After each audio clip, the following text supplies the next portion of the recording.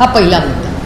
दुसरा मुद्दा, एक गैरसमज सगळ्यांचा झालेला आहे आणि मी खूप विनम्रपणे हे बोलू इच्छिते की थोडंसं कन्फ्युजन हे काही लोकांच्या मनात झालेलं दिसतंय मला, आणि हे मी खूप विनम्रपणे म्हणते की ज्या नारी शक्ती वंदन अभियानचा जो निर्णय घेतला तो निर्णय 20 सप्टेंबर 2023 मध्ये लोकसभेमध्ये एक मताने पास झालेला. मी रिपीट करते, नारी शक्ती वंदन अभियान 20 सप्टेंबर 2023 मध्ये एक मताने लोकसभेत पास झाला, 21 तारखेला राज्यसभेत पास झाला आणि 28 सप्टेंबर 2023 मध्ये प्रेसिडेंटनी तो नोटिफाय केला. म्हणजे नारी शक्ती वंदन अभियान हे बिल युनॅनिमसली एक मताने पार्लमेंटनी पास केलेलं आहे. त्याची अंमलबजावणी 2024च्या लोकसभेत करणं आम्हाला अपेक्षित होतं आणि आजही मी विनम्र विनंती करते, जी आम्ही ऑलरेडी पार्लमेंटमध्ये फ्लोअर ऑफ द हाऊसवर केलेली आहे ऑफिशियली पार्लमेंटमध्ये, की ह्या क्षणी तुम्ही याचं इम्प्लिमेंटेशन करा. 543 मधल्या 33% महिलांना आरक्षण तुम्ही लगेच द्या. आम्ही पूर्ण त्याच्यासाठी तयार आहोत. आमचा आग्रह आहे, आज आणि उद्या नाही, कालच हे करायला पाहिजे होतं. त्याच्यामुळे माननीय मुख्यमंत्र्यांना मला खूप विनम्रपणे विचारायचं आहे की जर 2023 मध्ये आम्ही बिल पास केलं आहे तर आपण आता 2026 मध्ये आहोत. 24, 25, 26 अडीच वर्ष झाली हे बिल पास करून. ह्याची अंमलबजावणी आत्ताच्या तत्कालीन भारत सरकारने का नाही केलेली? त्याच्यानंतर एवढी इलेक्शन झालेल्या बिलावर परत चर्चा कसली?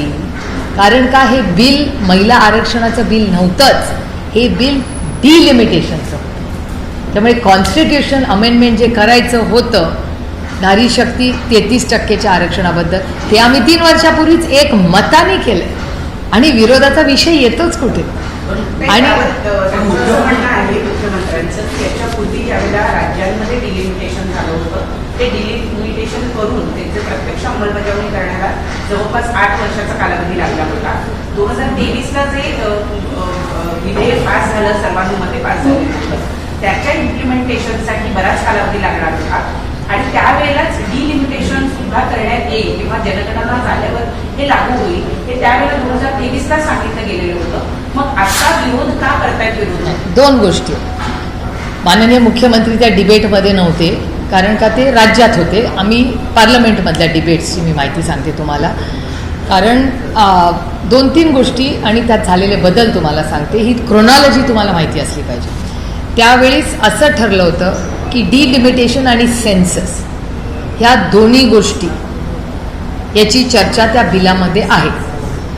पण का सेन्सेस कुठला? तो येईल तो सेन्सेस ना. मग भारत सरकारने शब्द दिला होता ती सेन्सेस करणार. त्याच्यानंतर मागणी झाली की जातीय जनगणना करा, हा शब्द केला आणि जातीय जनगणना सुरू झाला पाहिजे. गेल्या 3 माझी स्वतःची बजेटमधली भाषणं काढून बघा, त्याच्यात कास्ट सेन्सससाठी जातीय जनगणनेसाठी तुम्ही पैसे दिलेले नाहीत हे मी वारंवार केंद्र सरकारच्या बजेटच्या भाषणामध्ये बोलते. मग मला सांगा, जर तुमचं सरकार गेले 12 वर्ष मागणी झालेली आहे, तुम्ही कास्ट सेन्सससाठी हो म्हणलेला आहात, मग सेन्सस वेळेवर सुरू केलं का नाही? तुम्हाला जर माहिती होतं की महिला आरक्षण, डिलिमिटेशन या सगळ्या गोष्टी, कास्ट सेन्सस आपल्याला टाईम बाउंड मॅनरमध्ये करायचं, एवढं मोठं तंत्रज्ञान आणि यंत्रणा आहे, जर आधारसारखा मोठा कार्यक्रम हा देश घडू शकतो, तर मग ह्या सगळ्या गोष्टी का नाही भारत सरकार करू शकत? कारण का त्याची इच्छाशक्तीच नव्हती करण्याची. दुसरी एक गोष्ट मला तुम्हाला सांगितली पाहिजे की जेव्हा आता ही एक गोष्ट वारंवार चर्चेत येते, माननीय मुख्यमंत्री म्हणाले की नाही मला माहिती नाही, पण आम्हाला जेव्हा मागच्या सेशनमध्ये, एक तर ह्या सेशनचं टायमिंगची गरज काय, म्हणजे सगळी 4 राज्यात इलेक्शन चाललं होतं, तातडीने सगळे कामं सोडून त्या सेशनसाठी गेले, क्या पाया? राज्यसभाचं 3 दिवस उगत चालली. एखाद्या दिवस आम्ही पेट्रोल डिझेलचा भाव वाढला, सिलेंडरचा भाव वाढला आणि आंदोलन केलं तर आम्हाला चेअरवरनं सांगण्यात येतं करोडो रुपयाचं नुकसान होतंय, कशाला तुम्ही पैसे वाया घालवताय? हाच प्रश्न आज मला भारत सरकारला विचारायचा आहे की 3 दिवस राज्यसभा चालली, 3 दिवस लोकसभा चालली, क्या पाया? काय गरज होती करोडो रुपयाचा चुराडा करायची? त्याच्याऐवजी आज वेस्ट एशियामध्ये जो क्रायसिस चाललाय त्याच्यावर का नाही स्टेटमेंट भारत सरकारने केलं? सिलेंडरचे जे इश्यूज तुमच्या सगळ्या चॅनलवर चालतात, महागाई वाढली आहे, बेरोजगारी वाढली आहे, महिलांच्या होणारे महाराष्ट्राचे अत्याचार वाढले, महिलांच्यावर अत्याचार वाढल्यानंतर आज अनेक गोष्टी सगळीकडे विशाखा कमिटी आहे का, हा एक पहिला मुद्दा महाराष्ट्रात आज अतिशय महत्त्वाचा आहे. महिला कमिशन, तुम्हीच आत्ता म्हणल्या की दिल्लीवरनं महिला कमिशनच्या महिला आज आल्या होत्या, मग महाराष्ट्रात महिला कमिशनला आहे का कोणी आता? ती जागा रिक्त आहे. म्हणजे विशाखा कमिटी सगळ्या झाल्या आहेत का माहिती नाही. आज महिला आयोगाला अध्यक्ष महाराष्ट्रात आहे का, देशाच्या आल्या होत्या, आनंदाची गोष्ट आहे. पण महाराष्ट्राला स्वतःची नको का एक महिला आयोग? एवढं जर महिलांचे अत्याचार वाढत असतील, महिला पोलीस ह्यांच्यासाठी तुम्ही काही वेगळं करताय का? त्याचं पेट्रोलिंग वाढवताय का? त्यांच्यासाठी त्यामध्ये गुलाबी गाड्या आल्या होत्या, त्या तुम्हाला कुठे दिसतात का हो? मला तरी दिसत नाहीत कुठे. केवढा गाजावाजा करून इलेक्शनच्या आधी एवढ्या त्या गुलाबी गाड्या, आम्ही पण गेलो तो फ्लॅग ऑफ बघायला, आम्हाला अभिमान आहे. ठीक आहे ना, विरोधात असलो म्हणून चांगल्याला चांगलं म्हणावं. जेव्हा माननीय मुख्यमंत्री चांगल्या गोष्टी करतात आम्ही करतो ना कौतुक, ही लोकशाही आहे. मुख्यमंत्र्यांच्या पत्रकार परिषदेमधला एक महत्वाचा मुद्दा आहे. त्यांनी युपीएला एक दाखला देत असं म्हटलेलं आहे, 29ला महिला आरक्षण लागू झालं असतं, मात्र डिलिमिटेशन लागू झालं नसतं असं माझं म्हणणं आहे की डिलिमिटेशनचा आणि महिला आरक्षणाचा संबंध काय? नाही, त्यांचा असं म्हणणं आहे की विरोध तुम्ही केला 29ला लागू होणार म्हणून. ते जुना दाखला देत म्हणतात लागू होणार. माझा आदरणीय माननीय मुख्यमंत्र्यांना एक विनम्र प्रश्न आहे की डिलिमिटेशनचा आणि महिला आरक्षणाचा संबंध काय? काय संबंध मला सांगा ना. तुम्ही एक विधेयक आणलं महिलांना आरक्षणाचं, 543 करून टाका, आत्तापर्यंत झालं असतं. मग मला कळलं असतं की माझा मतदारसंघ आरक्षित आहे का नाही, बारामती लोकसभा महिला आरक्षित आहे का नाही, आत्तापर्यंत कळलं असतं ना. डिलिमिटेशनमध्ये तुम्ही का घालताय? तुम्ही 543चा निर्णय तत्कालीन का नाही घेतला? कोणी थांबवलं या सरकारला? आमची तयारी आहे आणखीन एक थोडंसं क्रोनॉलॉजीमध्ये तुम्हाला परत मागे नेते. आम्हाला जेव्हा बोलवण्यात आलं तेव्हा आम्हाला सांगण्यात आलं की 50% सीट्स आम्ही प्रत्येक राज्यात वाढवणार. मग त्याचं काय झालं? ते बिलात का नाही आलं? एवढं तुम्ही सेशन बोलवलं, सेशनच्या आधी अनेक गोष्टी आम्हाला सांगण्यात आल्या, मग त्या का नाही बिलात आल्या? एवढं सेशन बोलवलं, त्याच्या आधी मीटिंग्स घेतल्या सगळ्या विरोधी पक्षाबरोबर. इथे एक वेस्ट एशियामध्ये क्रायसिस चाललंय, तुमच्या सगळ्या चॅनल्सवर रोज दाखवत आहे की आपल्याच एका बोटीवर अटॅक झाला, आपले लोक जगभरात अडकले, तिथे बॉम्ब फुटतो. अरे चाललंय का? एकीकडे 4 इलेक्शन चालली आहेत, एकीकडे तेलाचा भाव कुठपर्यंत पोहोचलाय, गगनाला टेक, आणि तुम्ही महिला आरक्षण आणून त्याच्यात प्लॅनिंग पण नाही, न डिलिमिटेशन न कास्ट सेन्सिस, ह्याच्यावर कुठली चर्चा नाही. अखिलेश यादवजी जेव्हा ओबीसीची मागणी केली, कुठे उत्तर होतं भारत सरकारकडे? उत्तरच नव्हतं. प्रियांका गांधी बोलल्या, अखिलेश यादव बोलले, डिम्पल यादव बोलले, अमोल दादा बोलले, आपले भास्कर सर बोलले, वगैरे सर, कुठे होती यांची सगळ्यांची उत्तरं? ते 5 राज्यांमध्ये निवडणुका आहे, बरोबर, जसं तुम्ही म्हणताय की ते टायमिंग यांनी साधलं. कसा क्या पाया? माझा प्रश्न पुढचा आहे.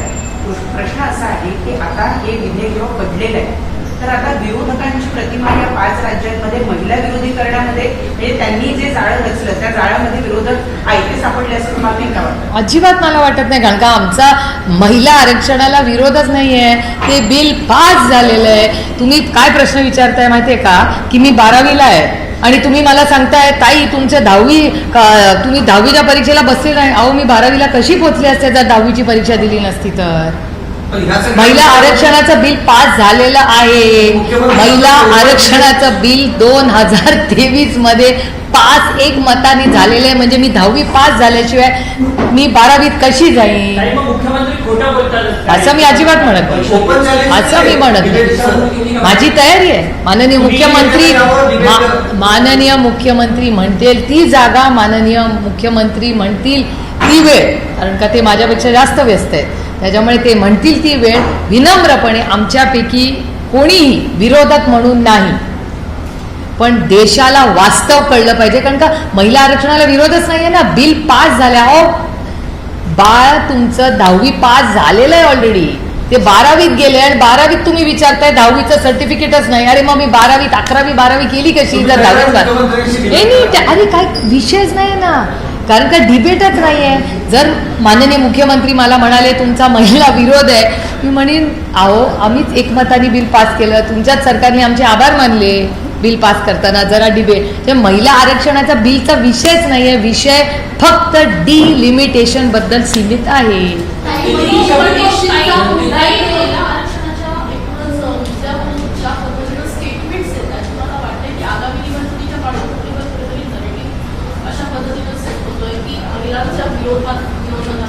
कसे महिला विरोधात सांगा ना मला. अरे नाही, कुठलं काय, एवढं जर असतं तर विधेयक पडलं असतं का? एवढी तयारी का नाही केली मग सरकारने? त्यांच्या अलायन्सला विचारा ना, मला कशाला? ऑन रेकॉर्ड नका विचारू, ऑफ रेकॉर्ड ऑन रेकॉर्ड बोललं ते एजन्सीज एकदम ऍक्टिव्ह होते. आंदोलन जन आंदोलन उभारणार, सगळ्या महिलांमध्ये या संदर्भात जनजागृती करणार आहे की कशा पद्धतीने मला मनापासून आनंद आहे जर भारतीय जनता पक्ष एक जन आंदोलन उभं करणार असेल तर चांगली गोष्ट आहे. ह्याचा अर्थ लोकशाहीमध्ये टिकते अजून थोडे दिवस. जन आंदोलन उभं करणार असतील तर त्यांनी करावं, गैर काय त्याच्यात? मग म्हणजे एका सत्तेमधल्या पक्षाला विरोधकांच्या विरोधात जन आंदोलन उभं करावं लागतंय आणि कशावर? म्हणजे जो विषयच नाहीये त्याला जर विषय करायचा असेल तर गुड लक टू देम. महाराष्ट्राचे पहिले उपमुख्यमंत्री सुनीता पवार यांना देखील पत्र लिहिलं आणि एक प्रसिद्धी पत्र केलं. त्याच्यामधून कशा पद्धतीने विरोधकांना एक महत्वाचा विषय आणून काढला, अशा पद्धतीने त्याच्याविषयी हो, ही लोकशाही आहे, प्रत्येकाला काय पण बोलायचा अधिकार आहे. आपण त्या गोष्टीला वास्तवतेपासून दूर असेल तर काय करू शकतो माणूस? म्हणजे मला अजूनही विश्वास बसत नाहीये की जे विधेयक पास झालंय ते मूल 10वी पास झालेलं आहे ऑलरेडी. तुम्ही परत कुठे त्या 10वीच्या परीक्षेला बसवताय? जे पास झाले ते झाले ना. डिलिमिटेशनचा जो मुद्दा आहे, जेव्हा तुमचं सरकार होतं महाविकास आघाडीचं, तेव्हा महापालिकेच्या प्रभाग रचनेचा देखील विषय आला होता. तेव्हा भाजपने विरोध केला होता. तुमचं म्हणणं हेच होतं की सेन्सिसच्या आधारे, म्हणजे आता पॉप्युलेशन तर वाढलं आहे तर प्रभाग रचना देखील वाढल्या गेल्या पाहिजे होता, मात्र त्याला भाजपने विरोध केला होता. ज्याने विरोधक होते. आम्हाला भारतीय जनता पक्षाच्या दुटप्पीपणाची सवय झालेली आहे. मी पार्लमेंटमध्ये रोज बघते ते, मला काही नवीन वाटत नाही. एक दुसरा, तुम्ही हा पुण्याचा विषय काढलाच आहे म्हणून एक सांगते. मला एक सांगा, डिलिमिटेशनबद्दल राष्ट्रवादी काँग्रेस पक्ष, अजित पवार गट यांनी पुण्यामध्ये तुमच्याच चॅनलवर दाखवलेली बातमी आहे की किती विरोध केला होता. दत्ता धनकवडेचं उदाहरण मी तुम्हाला नाव घेऊन देते. दत्ता धनकवडेंच्या वॉर्डमध्ये दत्ता धनकवडेंनी तुमच्या चॅनलवर किती विरोध केला होता डिलिमिटेशनला. पुण्यामध्ये सगळ्यांचं म्हणणं होतं की पाहिजे तसे वॉर्ड ह्यांनी पाहिजे तसे फोडले, त्याला काही नियम कायदा लागू झालेला नाही, सगळे कोर्टात गेले, कुणाला न्याय मिळाला. आणि फक्त पुणा म्युन्सिपल कॉर्पोरेशनचं एक उदाहरण मी तुम्हाला देते. अशी राज्यात देशात उदाहरणं आहेत. आणि जर सगळेच लोक विरोधात आहेत, आम्ही चर्चेला बसायला तयार होतो. आजही आमचं म्हणणं आहे, आज सेशन बोलवा, आम्ही सगळे कामं सोडून जातो दिल्लीला. 543 मध्ये करून टाका ना अंमलबजावणी. प्रॉब्लेम काय? जसं दक्षिणेकडच्या राज्यांनी विरोध केला किंवा स्टॅलिन यांच्या सगळ्या नेत्यांनी, तसं महाराष्ट्रामध्ये प्रामुख्याने तसा विरोध दिसला नाही, सभागृहात झाला नाही. त्यांच्याकडे अहो पण त्यांच्याकडे इलेक्शन चालू आहे, माहोलच वेगळा आहे आपलं. आणि आम्हाला माहिती होतं ना डिलिमिटेशन पासच होणार नाही. आणि महिलांचं बिल आम्ही पास केलंय ना. हो पण काही गरजच नव्हती, काही हो का डिलिमिटेशनला गरज नव्हती, कारण का आम्हाला माहिती होतं आम्ही बिल पाडणार आहे. आम्हाला गॅरंटी होती त्याची. तुमच्या सगळ्या दिल्लीच्या पत्रकारांना विचारा, मी किती दिवस त्यांना सांगते बिल पास होणार नाही, विचारा सगळ्यांना. कारण का नंबर्स जुळूनच येत नव्हते. मी 24 तास आधी महाराष्ट्रातल्या सगळ्या महत्त्वाच्या पत्रकारांना सांगितलं होतं की आजपासून 24 तासांनी बघा हे बिल पास होत नाही. आणि त्याला अनेक कारणं आहेत. आणि भारतीय जनता पक्षातल्याही वरिष्ठ नेत्यांना ती सगळी माहिती आहे. मला काय त्या तुतू मेमेत पडायचं नाही, कारण हा विषय माझ्यासाठी खूप महत्त्वाचा आहे. मुख्यमंत्र्यांनी वापरले काय काय काय विरोधक हे महिला आरक्षण विधेयकाचे हत्यारे आहेत. हा आदरणीय माननीय प्रधानमंत्र्यांचा शब्द आहे. परवा माननीय आदरणीय प्रधानमंत्री हे बोलले, कदाचित तोच कोट माननीय मुख्यमंत्र्यांनी केला असेल. आणि लोकशाही आहे यार, दिल बडा रखो. लोकशाहीमध्ये जसं आपल्याला बोलायची ताकद आहे तशी ऐकायची ताकद आम्ही ठेवली पाहिजे. पण माननीय मुख्यमंत्र्यांकडून मला जास्त अपेक्षा होत्या, कारण का ते खूप म्हणजे सुशिक्षित आणि हुशार आणि खूप वाचन करतात ते.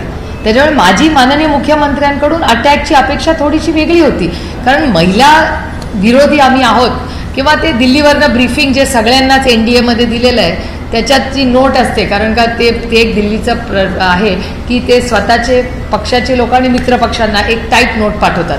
सगळ्यांची भाषणं त्याच फॉर्मॅटमध्ये आले, एका सुरात, एका स्वरात, एका शब्दात ते सगळे बोलतात. त्यामुळे कदाचित, कारण का मला देवेंद्रजी खूप अभ्यासू नेतृत्व आहे हे मला माहिती आहे, त्याच्यामुळे महिला आरक्षणाचं बिल हे 23मध्ये पास झालं आहे हे देवेंद्रजींना 2000% माहिती आहे.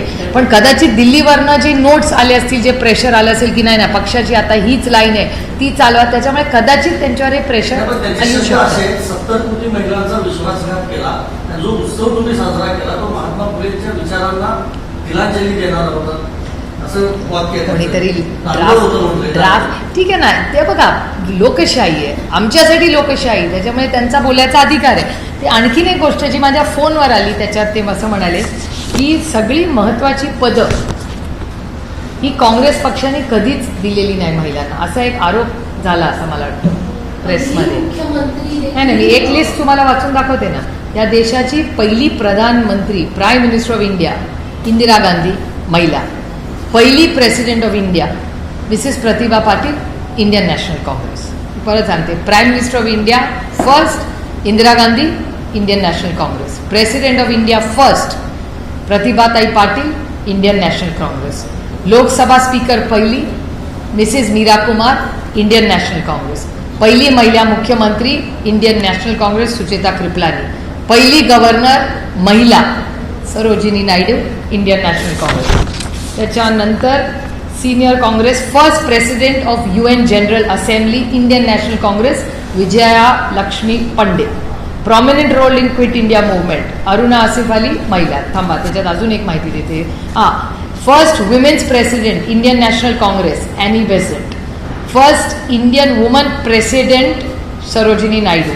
First woman president after Indian independence, महिला, Indira Gandhi, Indian National Congress. Longest serving महिला प्रेसिडेंट एका पक्षाची, Indian National Congress, Sonia Gandhi. अजून महिलांची नावं पाहिजे. हे सगळे निर्णय प्रक्रियेत डिसिजन मेकिंग, काँग्रेस पार्टी अध्यक्ष, president of India, prime minister of India, speaker of India, मंत्र्या, गव्हर्नर, अजून काय पाहिजे, चीफ मिनिस्टर, UN असेंब्ली. ह्याच्यापेक्षा ह्या देशाच्या एका सशक्त लोकशाहीमध्ये निर्णय प्रक्रियेमध्ये कोण महत्त्वाचे निर्णय असतात हेच तर देतात ना निर्णय.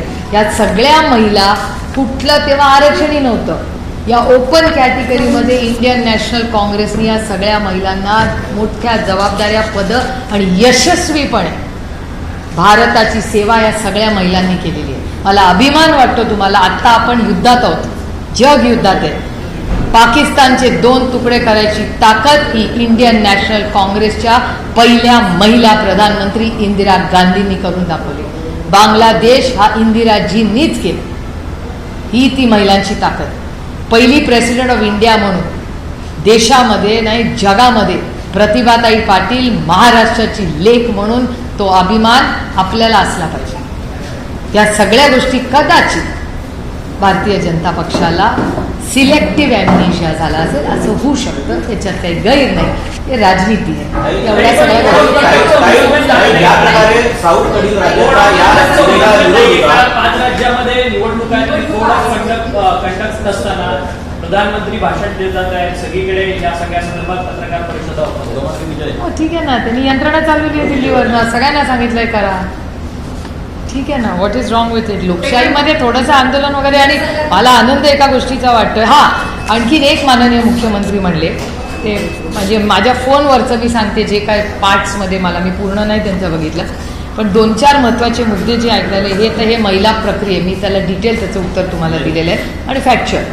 माननीय मुख्यमंत्री असं म्हणाले की पक्षामध्ये 33%. आता जर एवढंच भारतीय जनता पक्षाला महिलांच्या न्याय द्यायचा आहे तर 50% सीट त्यांनी भारतीय जनता पक्षाला पुढच्या लोकसभेत 50% द्या. 33 कशाला, 50% सीट द्यावा. त्याच्यावर माननीय मुख्यमंत्री असं म्हणाले की असं करणं शक्य नाही आहे, कारण तृणमूल काँग्रेस करू शकते, ममता बॅनर्जी करू शकतात तर भारतीय जनता पक्ष पण करू शकते ना.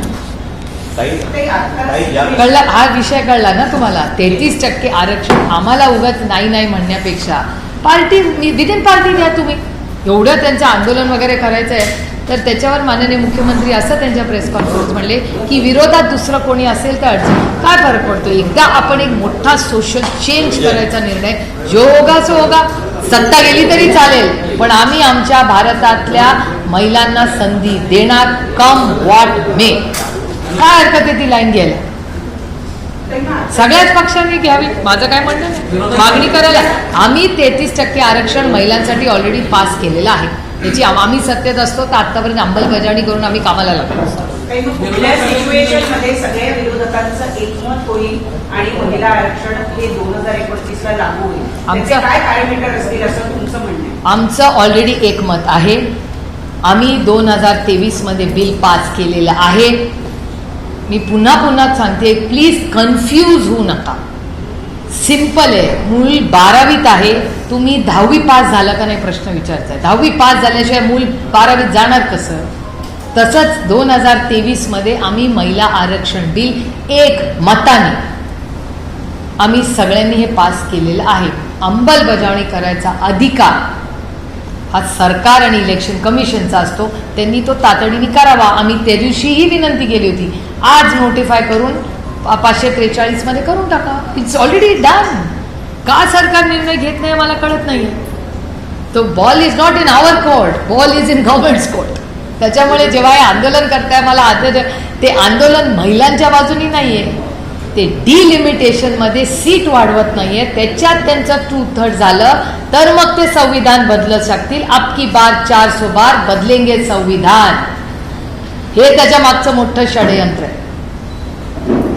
त्या सीट्स वाढवण्याच्या मागचं हे षडयंत्र आहे. ह्याच्यात आमच्या बिचाऱ्या कष्ट करणाऱ्या मेरिटवर असणाऱ्या महिला आरक्षणाच्या बिलचा काही संबंध नाही कारण का देवील ऑलरेडी पास झाले.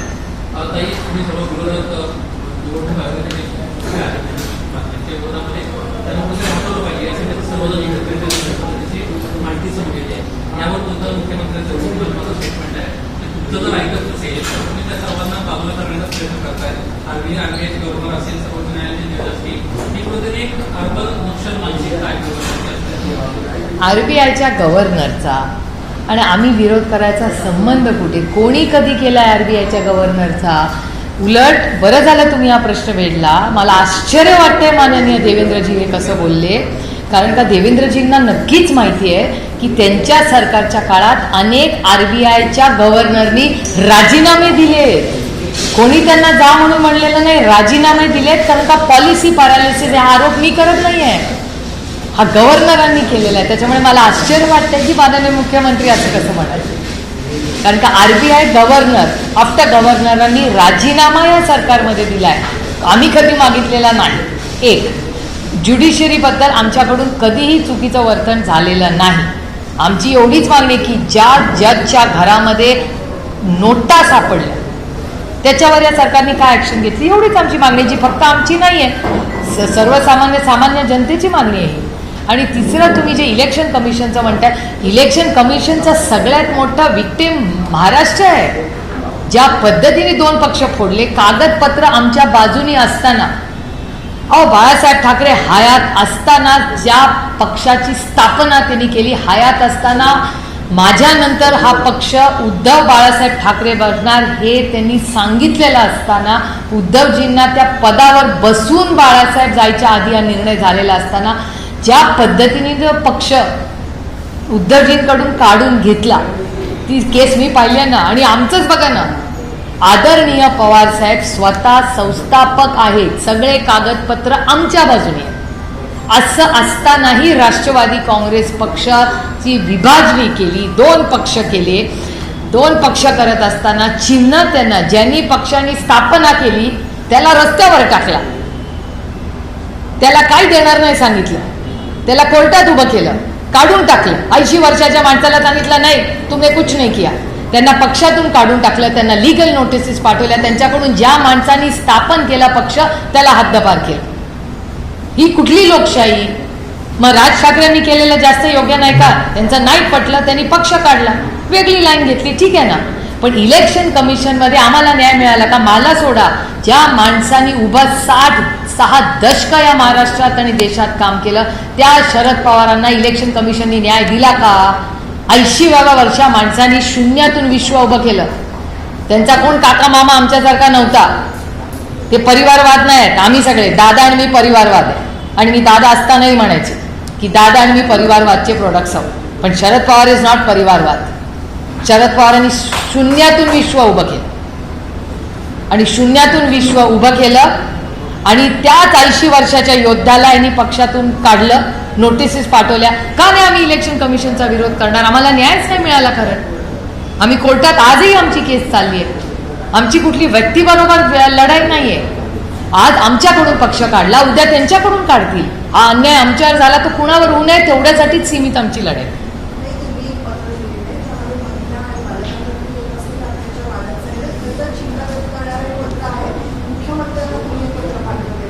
खरं तर माझ्या माननीय मुख्यमंत्र्यांकडून खूप अपेक्षा आहेत. कारण ह्या भोंदू बाबाच्या केसमध्ये राऊत साहेब असतील, मी असतील, हे बघा ही लोकशाही असतील, विरोधक म्हणून काय रोजच आम्ही काय त्यांच्याबद्दल वाईट बोलणंही गरजेचं नाही. आम्ही त्यांच्याबद्दल, ते जेव्हा चांगलं काम करतात तेव्हा देवेंद्रजींचा मीही कौतुक करते, राऊत साहेबही करतात, त्याच्या उलट्या तुलट्या बातम्या पण तुम्ही करतात. पण कधीतरी एका लोकशाहीमध्ये एखाद्याने चांगलं काम केलं त्याच्याबद्दल चांगलं बोललंच पाहिजे. आणि या भोंदू बाबाच्या केसमध्ये ज्या पद्धतीने जेव्हा केस सुरू झाली तेव्हा ज्या पद्धतीने होम मिनिस्ट्रीने ॲक्शन घेतली ही कौतुकास्पद आहे. आणि आमची एवढीच अपेक्षा आहे की माननीय मुख्यमंत्र्यांनी कुठल्याही दबावाखाली येऊ नये आणि पारदर्शक, तिथल्या महिला असतील, ती हवालाची केस असतील, हे पैसे कुठून कुणाचे कुठून कसे जात आहेत, बाहेर जात आहेत, खूप मोठा मनी लॉन्ड्रिंगचा रॅकेट आहे असं साधारणपणे सगळे वर्तमानपत्र आणि चॅनल्स बघितलं तर दिसतंय. ह्या सगळ्या परिस्थितीमध्ये आमची अपेक्षा आहे की आत्ता मग नाशिकची केस आली, बऱ्याच ठिकाणून काल तर एक आदिवासी मुली गायब होत आहेत अशीच तुमच्या चॅनलवर बातमी आली, अतिशय चिंताजनक आहे. त्याच्यामुळे मी माननीय मुख्यमंत्र्यांना एक पत्र आज सकाळी लिहिलेलं आहे. त्याच्यात मी माननीय मुख्यमंत्र्यांना एवढीच मागणी केली आहे, मगाशी मी बोलले तसं, की प्रत्येक ऑफिसमध्ये विशाखा कमिटी आहे का नाही, त्याची अंमलबजावणी होते का नाही, त्याचे नियम कायदे पाळणे, ह्याचा राज्याचा आढावा माननीय मुख्यमंत्र्यांनी घ्यावा. आज परिस्थिती जेव्हा गंभीर आहे महाराष्ट्रामध्ये आणि आज त्यांनी जे बिल घेतलं त्याला महाराष्ट्रात महिला आयोगाला अध्यक्ष नसल्यामुळे केंद्रातल्या महिला आयोग त्यांना बोलवायला लागल्या. तर मग महाराष्ट्रात लोकल महिला आयोग नको का? कारण का त्याला एक अध्यक्ष नको का? आता त्या ज्या आदिवासी मुली गेल्या, मिसिंग मुली आहेत, त्यांना कोण न्याय देणार? त्याच्यानंतर महिला पोलिसांबद्दल अनेक सूचना आल्या आहेत. त्या पिंक गाड्यांचा एवढा मोठा कार्यक्रम झाला, त्याचं पेट्रोलिंग का नाही वाढवत आहे? मग प्रत्येक पोलीस स्टेशनमध्ये प्रत्येक महिलेला आधार वाटला पाहिजे जाताना की मी पोलीस स्टेशनला गेले, माझ्यावर अन्याय झालाय, मला न्याय मिळेल. ह्याच्यासाठी आम्ही करू ना मदत महाराष्ट्र सरकारला. अनेक NGOज आहेत, आम्ही सगळं विरोधात असलं तरी कॉमन मिनिमम प्रोग्रॅम जर काढला. आता कुपोषणासारखा विषय, कुपोषणात काय आमचं वेगळं मत असणार आहे का मुख्यमंत्र्यांपेक्षा? का नाही काही गोष्टींवर आपण एकत्र महाराष्ट्राच्या हितासाठी काम करायचं? त्यांनी हाक दिली तर आम्ही देऊ ना. मी ह्याच्या ड्रग्सबद्दल किती वेळा महाराष्ट्राच्या माननीय मुख्यमंत्र्या तुमच्या चॅनलवर मी त्यांना किती विनंती केली की तुम्ही ड्रग फ्री महाराष्ट्र करा, आम्ही ताकदीने देवेंद्रजींच्या मागे उभं राहू. का नाही आम्ही हे करणार? पहिलं मी नेहमी सांगते, पहिला देश, मग राज्य, मग पक्ष आणि मग कुटुंब. त्याच्यामुळे देशासाठी, राज्यासाठी आणि पक्षासाठी आम्ही ताकदीने या ऑर्डरमध्ये काम करू. आणि ऑपरेशन सिंदूरमध्ये जेव्हा हल्ला झाला पेहलगाममध्ये, ऑपरेशन सिंदूरला सगळ्यात ताकद पहिली राष्ट्रवादी काँग्रेस पक्ष आणि आदरणीय पवार साहेबांचं स्टेटमेंट होतं की आम्ही देशाबरोबर आहोत. रोहिदादा सध्या प्रचार करतायत, आता एक दिवसच बाकी आहे. अशा वेळी प्रचार करताना सुनीता पवारांचं भाजपवर मात्र टीका करायची संधी अजिबात सोडत नाही. त्यांच्या सभांमध्ये पाहायला मिळते. मी तर कॅम्पेन काही फॉलो करत नाही आहे, कारण का गेले 4 दिवस ही सगळी गडबड दिल्लीला चालली होती आणि त्याच्यानंतर आता वेस्ट एशियाचा जो इश्यू आहे तो अतिशय गंभीर आहे. त्यामुळे वेस्ट एशियामध्ये काय होईल त्याचा इम्पॅक्ट आपल्या इकॉनॉमीवर आता दिसायला लागलेला आहे. त्याच्यामुळे ह्या सगळ्यामध्ये असल्यामुळे या बाय इलेक्शनचा फारसा अभ्यास मी नाही केलेला, पण तुम्ही आता सांगितलं आहे तर नक्की त्याच्याबद्दल माहिती घ्या.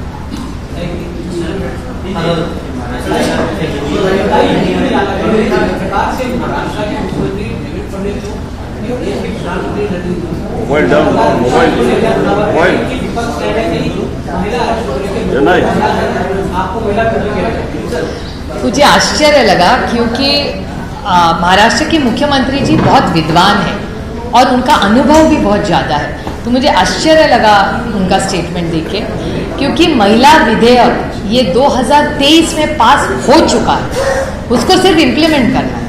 ये बिल महिलाओं का नहीं था, ये डिलिमिटेशन का था, क्योंकि महिला आरक्षण का बिल 2023 में पास हो चुका है।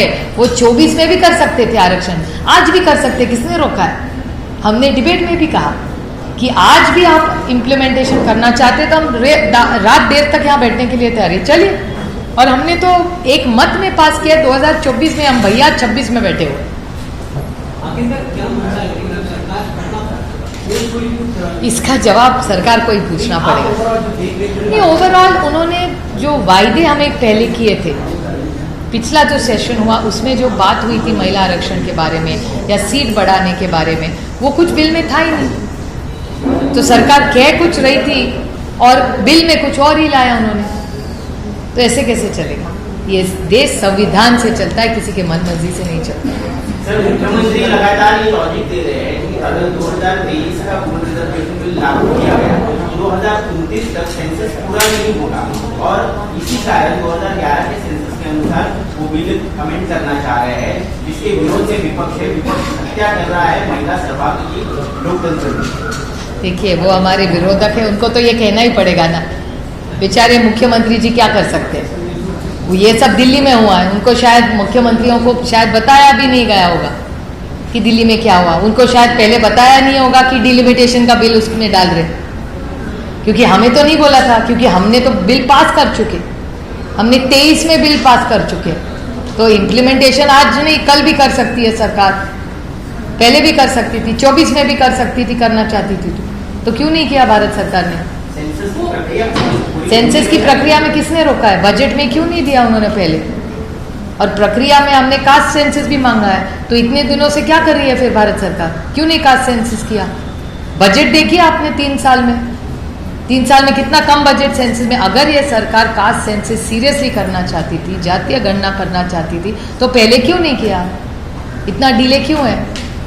नॉर्थ साउथ डिवाइड की जो आरोप हो रहे हैं उस पर भी उन्होंने कहा कि साउथ के स्टेट्स अगर देखें तो डिलिमिटेशन के बाद मार्जिनल बढ़ोतरी हो रही है वहाँ के कॉन्स्टिट्यूएंसीज में, तो ये भी आरोप खारिज हो जाता है। नंबर क्या है उसका? कोई हमें समझा है कि क्या बेसिस पे सीट बढ़ेंगे? उसका फॉर्मूला क्या है? 50% का मैडम आप कह रही है, 50% का बिल में क्यों नहीं है? फिर बिल में क्यों नहीं भारत सरकार ने डाला? अगर उन्होंने ये लाया है और 50% का प्रस्ताव है, तो वो बिल में क्यों नहीं लिखित दिया? आप इसी के लिए हाउस बुलाए ना 3 दिन, तो फिर लिखित में क्यों नहीं दिया भारत सरकार ने? बताइए आप मुझे। देवेंद्र फडणवीस कह रहे हैं अगर ओलंपिक झूठों का ओलंपिक्स होता है तो सबसे ज्यादा मेडल जीतने का राहुल गांधी बिल हुई है, ये सबसे ज्यादा झूठ राहुल गांधी विपक्ष लगातार कह रहे हैं। सबसे ईमानदार होने का कोई अगर बिल किसी को ओलंपिक में जीता जाए ना, तो राहुल गांधी का, और ऐसा जो डरता नहीं है ना, वो सबसे बड़े राहुल गांधी है इस देश में। किसी को अच्छा लगे या ना भी, एक चीज़ है कि वो डरते नहीं है किसी से, ना एजेंसी से ना आइस से, पूरे लड़ने के लिए हमेशा तैयार है। तो देश को आपको अच्छा लगे ना लगे, लेकिन एक बात मैं बताती हूँ, इस देश में आप कुछ भी आरोप कर सकते हैं, लेकिन राहुल गांधी पे आप कोई भी करप्शन का आप नहीं लगा सकते। भले आप कुछ भी केसेस कोई पुराना कुछ निकाल के कुछ भी बोल ले, सरकार कोई मायने नहीं रखता है। जिस दिन बिल रिजेक्ट हुआ प्रधानमंत्री या मुख्यमंत्री कह रहे देश के वो दिन है काला दिन है, काला दिवस के रूप में माना जाएगा, कि विपक्ष नहीं चाहता था कि बिल पास हो, इसलिए ये दिन काला दिवस के रूप में माना जाएगा। ये कहने के लिए बहुत सारी है। काला दिन कौन सा था इस देश में? मैं आपको गिनवा सकती हूँ। महाराष्ट्र में अभी जो लड़कियों की तस्करी हो रही है ना, अभी वो इस राज्य के लिए काला दिन है। जिस दिन भोंदू बाबा ने हर लड़की को बुला बुला के उसको एक्सप्लॉइट किया ना, वो इस देश के लिए काला दिन है। जिन्होंने उनके गंदे पैसे हवाला में परदेश में भेजे ना, वो इस राज्य के लिए काला दिन है। इसके बारे में कभी किसी ने सोचा है? जिस दिन बॉम्बिंग हुई और सिलेंडर नहीं मिल रहा था बहुत सारे घरों में, उस दिन बच्चे खा नहीं पाए, क्योंकि सिलेंडर घर में नहीं पहुंचा, उसको काला दिन कहते हैं। जिस दिन लाखों लोगों की नौकरियां चली गई नहीं, ये वॉर के कारण। आज आप जाए ना संभाजी नगर, वहाँ प्लीज जाइए आप, वहाँ की MIDC है ना, वहाँ देखिए क्या हो रहा है। जिस दिन दिल्ली में गुड़गांव में आप ही के चैनल ने दिखाया ना, वहाँ एक बड़ा आंदोलन खड़ा हो रहा था ना, वो इस देश के लिए काला दिन है। जिस दिन 1 साल किसान दिल्ली में बैठे रहे, वो इस देश के लिए काला दिन नहीं, महीना नहीं, साल रहा है। फिर सरकार ने यू टर्न किया। ये सब काले दिन है इस देश में, क्योंकि भूल गई है ये सरकार कि हमने महिला आरक्षण का बिल पास कर चुके हैं। मुझे आश्चर्य लग रहा है कि इतने विद्वान हमारे माननीय मुख्यमंत्री है, बहुत पढ़ते हैं, उनको भी अंतरात्मा में पता है कि ये बिल पास हो चुका है, पर बेचारे करे क्या? दिल्ली से इतना प्रेशर होगा कि ऐसा ही सबको बोलना है, एक आवाज में बेचारे सब बोल रहे हैं। सबको अंतर में पता है, अंतर मन में उनको पता है ये बिल पास कर सका, इसका इम्प्लीमेंटेशन हो सकता है, सरकार नहीं करना चाहती। एक्चुअली मुझे बोले तो भारतीय जनता पार्टी ही महिला खिलाफ है। ताई, कल से बीजेपी और महायुति के सभी सहयोगी दल सड़क पर उतरकर राज्यव्यापी आंदोलन करने वाले विपक्ष के खिलाफ, क्योंकि ये बिल लागू नहीं किया गया, तो क्या विपक्ष भी इसी तरह का आंदोलन करेगा? करने की क्या जरूरत है? जो इम्प्लीमेंट हो गया, मुझे आश्चर्य लग रहा है कि किस बारे का आंदोलन है ये आंदोलन मैं तो पहली बार ही देखा है कि सत्ता पक्ष विपक्ष के खिलाफ आंदोलन कर रहा है। एक सशक्त लोकतंत्र में ये भी हो सकता है, अच्छी बात करे, क्यों ना करे। पर मुझे सिर्फ बड़ी विनम्रता से उनको कहना है कि महिला आरक्षण का बिल 2023 में पास हो चुका है। आपका बच्चा 10वीं पास हो चुका है, वो अब 12वीं में पहुंच गया है, और आप 12वीं में बच्चा बैठ रहा है, पढ़ रहा है 12वीं का अभ्यास, और आप पूछ रहे 10वीं का आपका रिजल्ट दिखाइए। बच्चा जाएगा कैसा 12वीं में जब 10वीं पास ही नहीं हुआ होगा? तो मुझे आश्चर्य लग रहा है कि भारत सरकार, ये लाइन कैसे लग रही है, क्योंकि प्लीज रीड माई लिप्स। नारी क्या बोलते हैं वो बिल को, ये लोग महिला आरक्षण का बिल, नारी शक्ति वंदन अभियान बिल 20 सितंबर 2023 में एक मत से पार्लियामेंट में, लोकसभा में पास हो चुका है।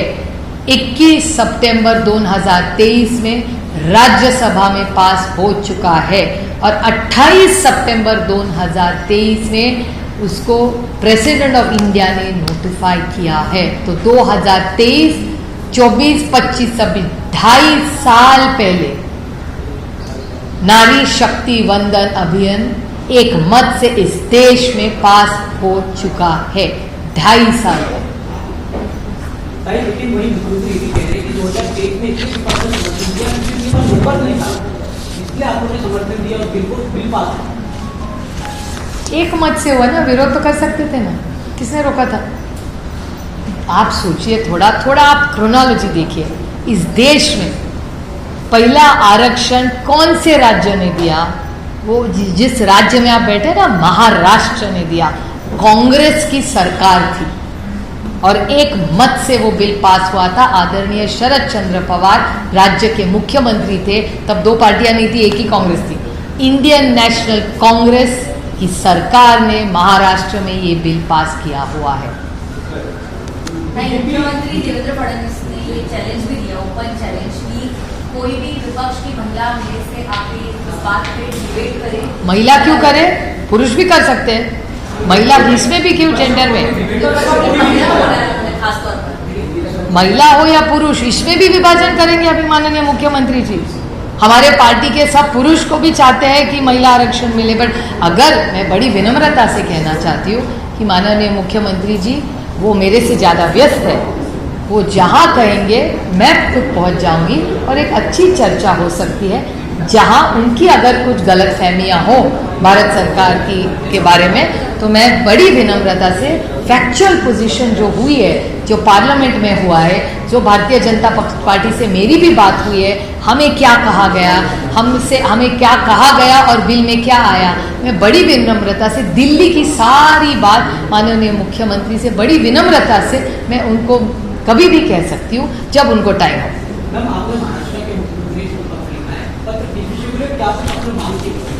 मैंने माननीय मुख्यमंत्री जी को एक पत्र लिखा, क्योंकि कल रात को और आज सुबह के सारे वर्तमान पत्रों में और चैनल्स पे एक न्यूज़ आ रही है कि महाराष्ट्र में बहुत सारे एरियाज़ हैं वहाँ मिसिंग लड़कियां हैं, और ऊपर से एक बहुत दर्दनाक कहानी है कि ट्राइबल बच्चियां बहुत दिनों से मिसिंग हो रही है। तो वो किडनैपिंग हो रहा है कि क्या हो रहा है, इस मामले में मेरे ख्याल से जो 3-4 हफ्तों से महाराष्ट्र में महिला की सुरक्षितता के बारे में बहुत सारी गलत, जो होना नहीं चाहिए, ऐसी चीज़ें आ रही है।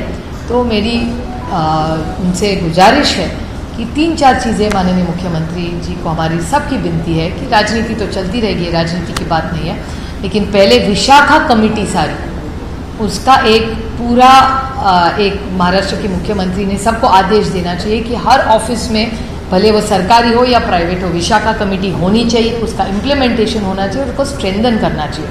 तो मुख्यमंत्री जी अगर हर कलेक्टर्स को टारगेट दे तो ये काम 2-4 दिन में हो सकता है। एक दूसरा, आप माननीय मुख्यमंत्री जी की जो प्रेस कॉन्फ्रेंस थी, वहाँ देश की महिला आयोग की अध्यक्ष आई थी। शायद कारण होगा कि महाराष्ट्र में आज महिला अध्यक्ष नहीं है कमीशन के, तो महिला ये जो कमीशन है उस कमीशन के लिए वो जगह रिक्त है, वहाँ से कोई निर्णय जल्द से जल्द लिया जाए। तीसरी मेरी मांग है कि महाराष्ट्र की जो पुलिस है, महिला पुलिस, उसके लिए पिंक फ्लीट इस सरकार ने भी शुरू की थी, महाविकास आघाड़ी के वक्त भी उद्धव जी के नेतृत्व में चलाई थी, उसको और एक्सपैंड करें और पेट्रोलिंग बढ़ाए कि हर महिलाओं के लगे कि पेट्रोलिंग है, एक पुलिस की गाड़ी आ रही है तो मैं सुरक्षित हूँ। और हर पुलिस स्टेशन में हर लड़की को महाराष्ट्र में गारंटी देनी चाहिए कि वो अगर पुलिस स्टेशन गई तो उसको न्याय मिलेगा, उसका मैका होना चाहिए, ऐसा वातावरण होना चाहिए। यही हमारी मांग है।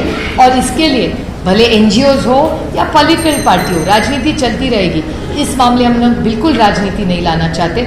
अगर माननीय मुख्यमंत्री और उनकी सरकार को जो भी मदद हम कर सके, हम भी पूरी ताकत से उनके साथ खड़े रहेंगे, लेकिन महाराष्ट्र की हर व्यक्ति को सुरक्षित लगना ये सरकार की जिम्मेदारी है। पश्चिम बंगाल मुख्यमंत्री कह रहे हैं कि तकरीबन करोड़ों के स्तर पर वो महिलाओं की साइन लेंगे और साइन लेकर के समर्थन में जाकर दिल्ली भेजेंगे, फिर आपके खिलाफ आंदोलन भी खिलाफ खड़ा करना चाहते हैं। तालुका और तहसील में जाकर महिलाओं को बताएंगे कि कैसे एक सशक्त लोकतंत्र है भाई, हर एक को इस तरीके से जाके लोगों को समझाने की जरूरत पड़ेगी। कोई ऐसा है कि जो चीज़ हो चुकी है, मुझे आश्चर्य लग रहा है कि जो बिल 2023 में अगर ये लोगों के लिए पास जाएंगे तो लोग भी कहेंगे कि भैया ये तो 23 में पास हो चुका बिल है, पुरानी चीज़ें कुछ नया बताइए, महंगाई कम करिए, बेरोजगारी कम करिए, हमारा सिलेंडर का भाव बढ़ रहा है उसको कम करिए। ये तो है। मुझे तो लग रहा है कि ये सारा जो बवाल ये कर रही है, ये छिप रही है सरकार इकोनॉमिक क्राइसिस। वो इकोनॉमिक क्राइसिस में कुछ सच नहीं इस देश को बताना चाहती, इसलिए शायद एक बड़ा षड्यंत्र आम आदमी को फंसाने के लिए हो सकता है।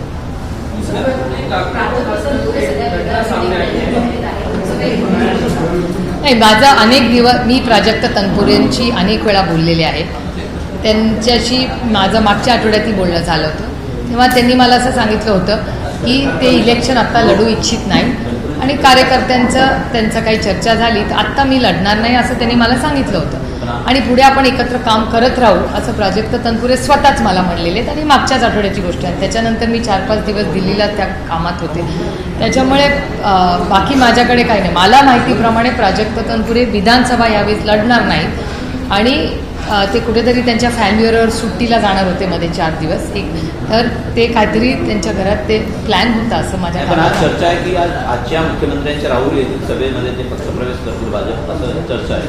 शक्य असेल, मला तरी काय ते बोललेले नाही आहेत तसं। आणि प्राजक्ता तनपुरेंबरोबर मी अनेक वर्ष एकत्र काम केलेलं आहे, मागच्या आठवड्यात मी स्वतः त्यांच्याशी बोललेले आहे आणि त्याच्यामुळे त्याची माहिती मला तरी नाही ते जाणार असतं। सोशल मीडियामध्ये प्रचंड व्हायरल झालेला आहे, त्या पद्धतीने ते डिक्टेट आहे ते घरं कशी तुम्हाला मिळतात, तो घुसखोर आहे का, तो व्हिडिओ आहे एका अधिकाऱ्यांना त्यांच्या संदर्भात घरं मिळणार आहे त्यांच्याशी केलेले वक्तव्य आणि त्यानंतर म्हाडा उपाध्यक्षांची अशा प्रकारची भाषाची सर्व मला असं वाटतं हा प्रश्न तुम्ही मला विचारायची अर्ध्या तासापूर्वी माननीय मुख्यमंत्र्यांना विचारायला पाहिजे होता। जेव्हा माननीय मुख्यमंत्री 2023च्या गोष्टी तुम्हाला सांगत होते हा प्रश्न त्यांच्या टीमचा माणूस आहे, त्यांनी याचं उत्तर द्यायला पाहिजे.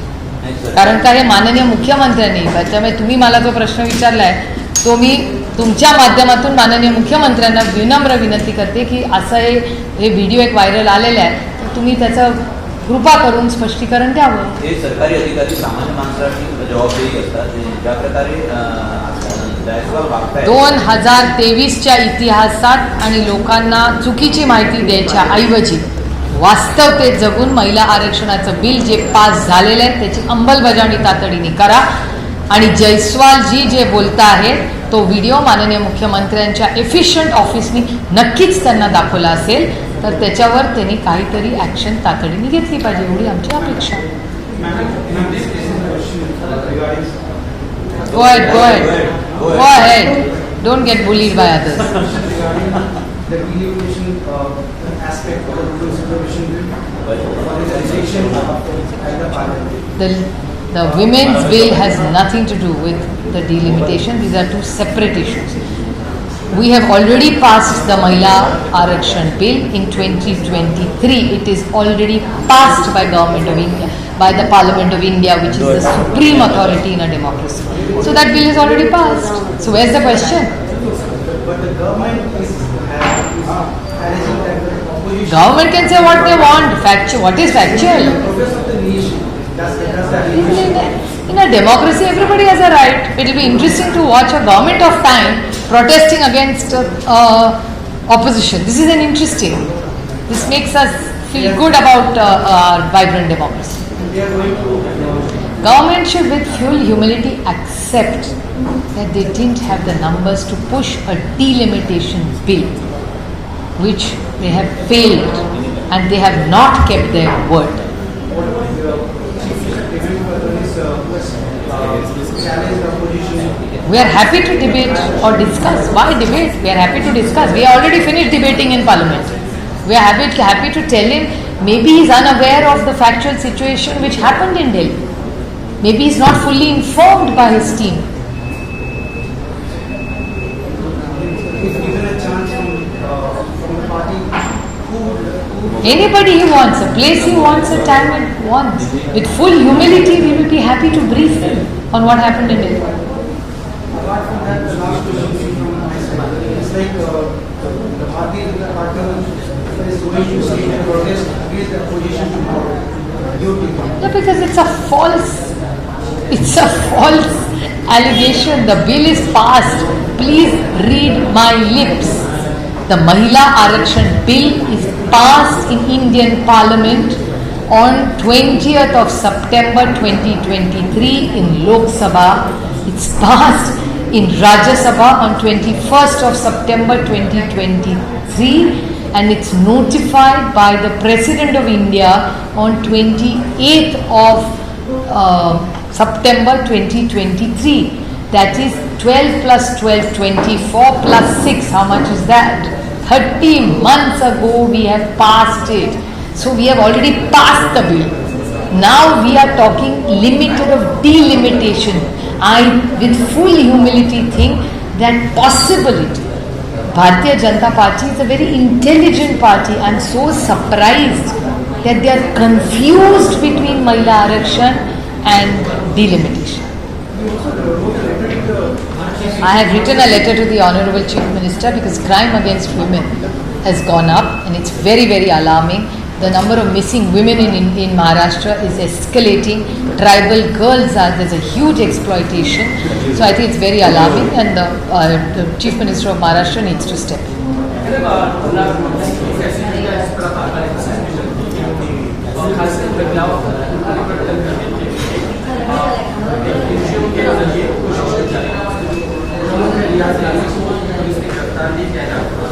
लेकिन हम बार-बार देखें सियासी घटना हुई उसके बाद नागपुर में ये घटना सामने आई है कोई एनजीओ को प्रमुख है और महिलाओं को देखभाल करते हैं कोशिश कर रहा है जबरदस्ती किसी महिला के साथ कोई भी जबरदस्ती होगी, किसी महिला के साथ कहीं भी, तो government has to step in. ये देश किसी के मनमानी से नहीं होता, कायदे से और भारत रत्न डॉक्टर बाबा साहेब अम्बेडकर के संविधान से चलता है. तो मेरे ख्याल से अगर कोई भी गलत काम कहीं भी राज्य या देश में हो रहा हो तो सरकार ने संविधान की चौकट में रह के उस महिला को न्याय देना चाहिए। Okay, thank you. थँक्यू